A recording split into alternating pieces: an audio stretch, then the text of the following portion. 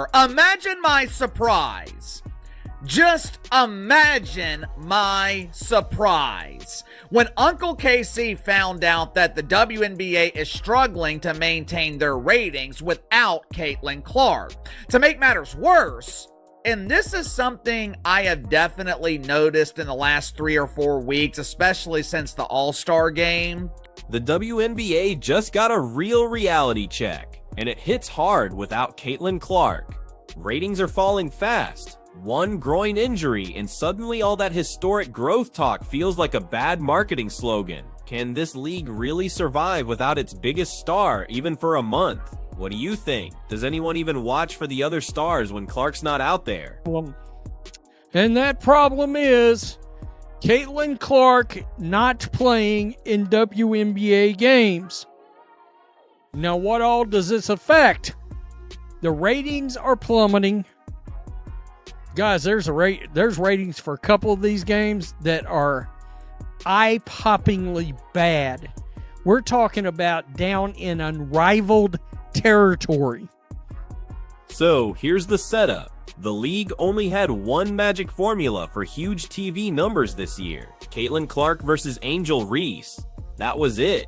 That was their money-making matchup. Chicago Sky against Indiana Fever. You didn't need any marketing genius to figure it out. Just put two of the most recognizable names on the same court. And they were supposed to play 5 times this season. Struggling to maintain interest. Now, in fairness to the dump, the ratings I'm about to share with you guys, they're not bad. Matter of fact, some of them are actually good, at least when compared to what this dump used to draw, which was nothing. But the reason I think the WNBA is in trouble has less to do with these ratings and more to do with what I think is coming. The problem, when you don't protect your stars, they just don't stick around. Clark has been out for a month and a day now with a groin injury. That's a soft tissue thing. It needs real time to heal, not just a quick tape up. And Reese? She's been out for the last week and a half too. So, this past Saturday, the WNBA's big golden matchup had neither of its main stars on the court, and the results? Oh boy, these two teams had their lowest ratings since Caitlin Clark even entered the league. Not just lower than average. I'm talking rock bottom. They couldn't even crack last year's numbers. It's truly out of sight, out of mind.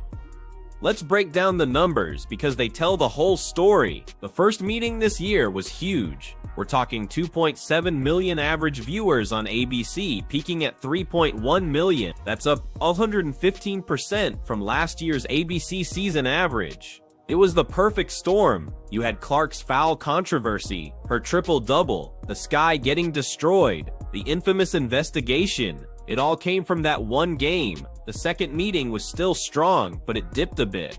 Prime time on CBS, 8 pack slot, 1.92 million viewers.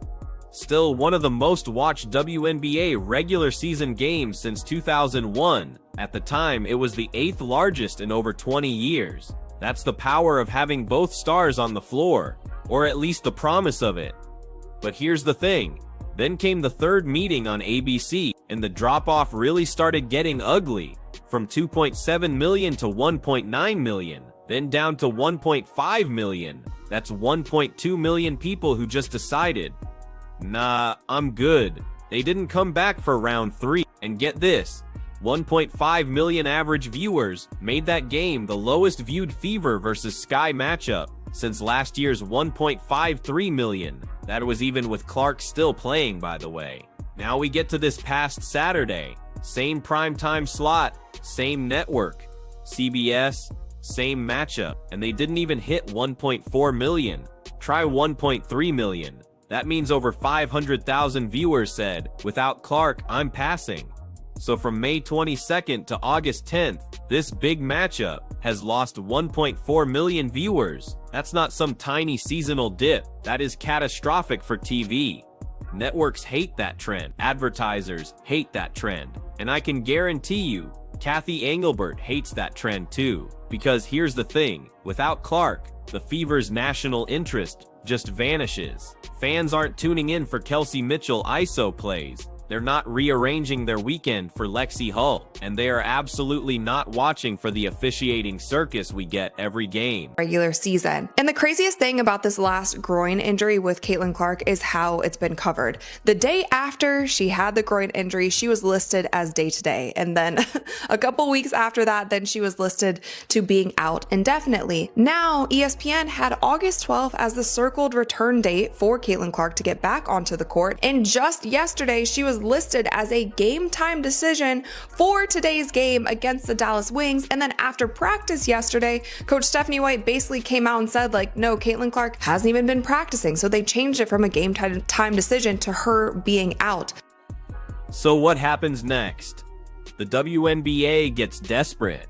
You start hearing the whispers. Hey, Fever, they're saying, can you tease a Caitlin Clark return? Just dangle it in front of the fans. Give us something to bump these numbers back up. It's a move straight out of the PR desperation handbook. You know, string the audience along without actually delivering. And I get it to a certain extent. The fans, the media does not need to know every little thing that's going on with Caitlin Clark's injuries, especially a star player like that. We will never know all the information, nor should we know all the information, and that's actually good for Caitlin. It protects her for when she does come back on the court. She can't be targeted. Teams can't use a certain injury or ailment against her if people don't really know what is going on. But the reporting of her timeline in general, there has been no rhyme or reason to what has been shared about it. To put her as a game time decision for today's game, and then Coach Stephanie White basically coming out and saying she has done no practicing with the team, that's crazy. And I brought it up in my video yesterday. But here's the catch. Clark's injury isn't something you rush back from. Not unless you want to risk tearing it again or making it a chronic problem. Back in the mix when all of these teams are at peak condition, and we already know what happens when Caitlin Clark gets back out on the court. Teams play defense on her differently. They play extra physical with her. There's all of these different factors that come into play. That's why I'm sort of leaning to the point of maybe Caitlin should be out for the rest of the season. Maybe this season is just done for her. Maybe it doesn't make sense for her to come back into the mix if the Fever aren't contenders. Are the Fever contenders at this point? I'm just not so sure. Do you risk another injury that can again compound and turn into something else down the line? And you'd think a league that depends on her this much for TV relevance would, you know, actually protect her. But no, this is what happens when you allow constant targeting. No consistent whistles.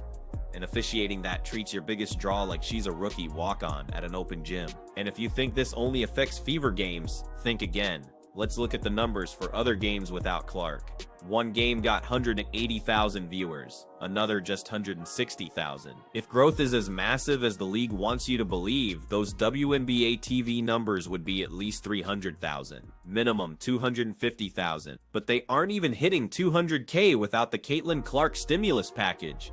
Because that's what this really is. A stimulus package for the entire league. Clark plays, numbers spike. Clark sits, numbers crater. The WNBA has just been banking on her so heavily. Without her, they look completely exposed. It's not like the league didn't see this coming either. The warning signs were always there.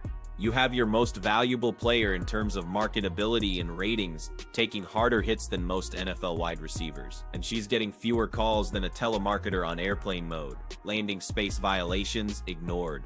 Arm grabs on drives, ignored. Clear hacks at the rim, play on. Now ask yourself, if Clark had the same whistle that Paige Beckers gets, would she still be playing right now? I'd say yeah. The Fever would probably be a top 3 seed. And you wouldn't have this ratings death spiral happening in August. But instead, here we are. The bubble might be bursting. Owners are seeing these charts. The drop is so obvious you don't need a business degree to understand. From 3.1 million peaks to 1.3 million. And WNBA TV games struggling to break 200K. The trajectory is straight down. All without the one player the league should be protecting at all costs.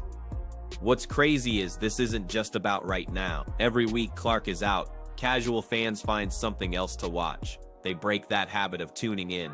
And once you lose that habit, good luck getting it back. Especially when the alternative is watching teams full of stars the casual audience couldn't name if you spotted them.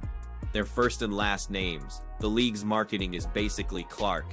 and other people. And the other people part isn't pulling viewers. Here's the dangerous part. For the WNBA TV networks don't have patience for wait until our star is healthy. ESPN, CBS, ABC, they pay for consistent numbers, not numbers that are only good when your top draw is active. And they see 1 million+ viewers vanish the moment Clark's not in uniform. They start rethinking how many games they want to commit to next year. Because if you're a network executive, you're not putting your money into a product that collapses every time one player misses time. That's just not sustainable. And it definitely doesn't give you leverage in the next TV deal. The owners know it, the league knows it, and instead of fixing the root problem, protecting the star who props up the whole thing, they're out here dangling fake game time decision update just to squeeze out a temporary ratings bump. Let's be honest, we've all seen this trick before. Game time decision in sports often means we know they're not playing, but maybe you'll buy a ticket or tune in just in case. And it works. Once, maybe twice. After that, fans catch on. They stop believing you.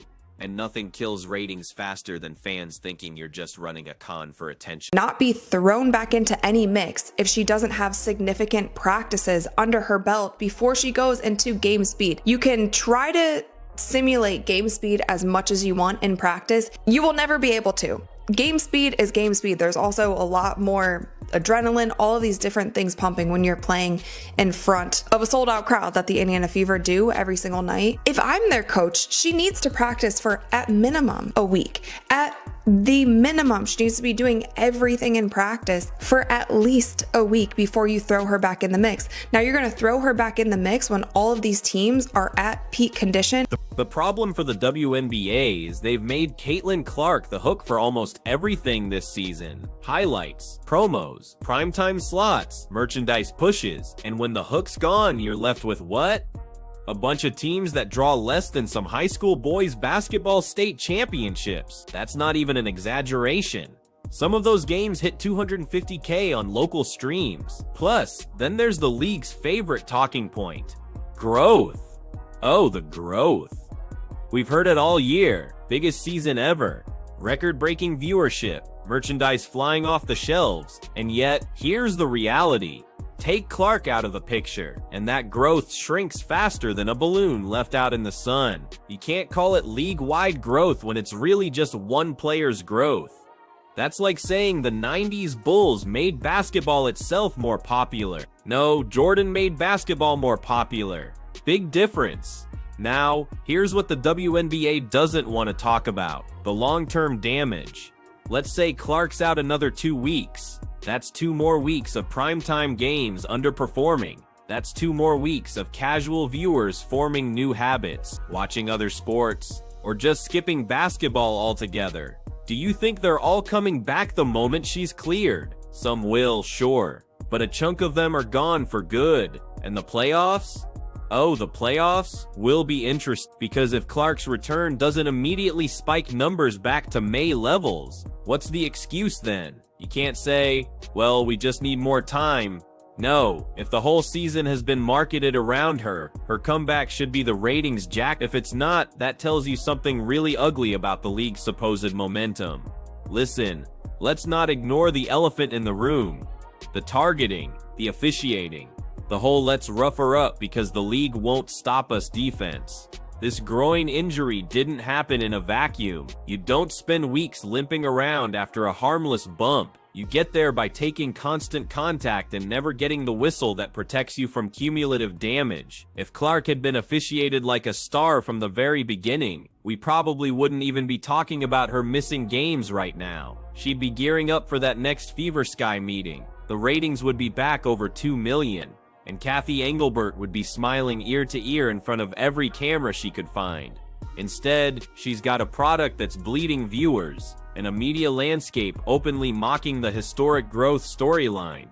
And let's also remember, Angel Reese being out doesn't help. The league got lucky that the Clark versus Reese dynamic caught fire with fans, but they didn't protect either player from the physical grind. Now both are sidelined. And the WNBA's marquee matchup is just 2 middle-of-the-pack teams without their star, drawing numbers that make network execs start calling their golf buddies instead of watching the second half. That's another thing. The Fever without Clark aren't just less marketable, they're less competitive. The offense is a mess. Spacing is worse. Defenses can key in on 1 or 2 options without worrying about Clark pulling up from 28 feet. That's not fun basketball for casual viewers. They're not tuning in to watch half-court sets die in the corner or turnover fests in the fourth quarter. So, what's the fix? Well, short term, you milk the possible return angle for as long as you can without making fans hate you.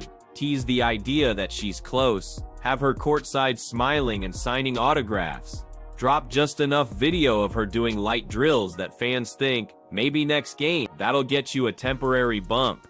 But long term, you either fix the officiating and protect your stars, or you admit this league lives and dies on one player's availability. Because let's be real, this historic growth they keep talking about is built on a fragile foundation. The second Clark's not out there, ratings drop like a rock. That's not growth, that's dependency. And any business that's completely dependent on one asset is a bad month away from panic mode. Look, the owners see the numbers, the networks see the numbers, the advertisers see the numbers. You don't have to be a basketball genius to realize that if Clark's absence can tank viewership by over 1 million for your best matchup, you've got a problem bigger than one injury. You've got a product that can't stand on its own. And here's the irony. The WNBA has some really good players, skilled, marketable players who could draw more attention if the league actually promoted them properly. But they don't get the spotlight. They don't get the marketing machine. So when Clark's out, there's no backup plan. No second wave of stars to keep the casual fans engaged. It's Caitlin Clark or bust. And right now, without her, it's bust. One player's injury just exposed the WNBA's entire business model, and the numbers aren't lying. If they don't fix this dependency problem, networks and fans will move on faster than you can say growth. So what's your call? Can the league survive without Clark? Or is this the start of a collapse? Hit like, drop your take, and subscribe.